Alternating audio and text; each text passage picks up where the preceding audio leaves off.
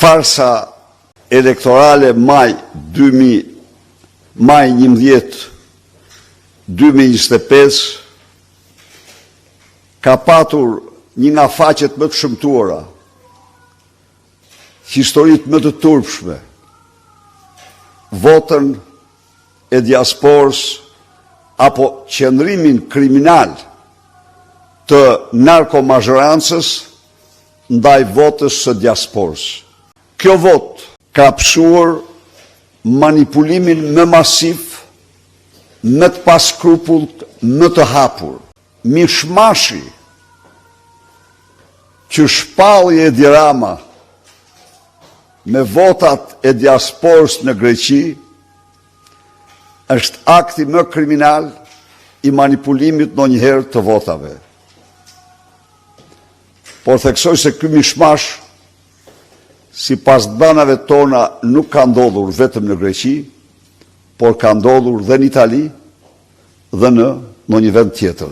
Për të realizuar ky mishmash, DHL, DHL-ja, me urdhër të qeverisë,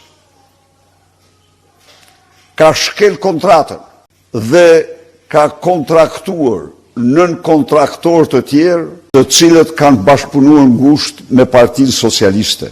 Ndonse kontrata parashikonte asnjë lloj nën kontraktimi nuk mund të bëhej, sepse këtu DHL u pranuan nga ne, DHL-ja, për shkak të reputacionit të saj.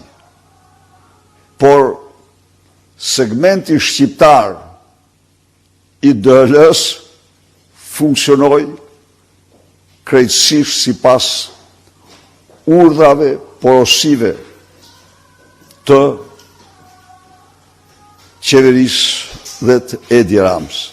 Zarfat, votat, nuk u mbushen nga qytetarët e regjistruar, por ato në mira prej tyre u plotësuan nga patronazhistët të dërguar nga Tirana, nga punojës apo ish punojës të ambasadave,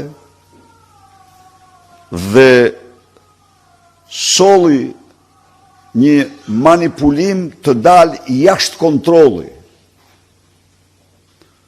aq vulgar dhe aq banal, sa që u doli tërësisht jashtë çdo kontrolli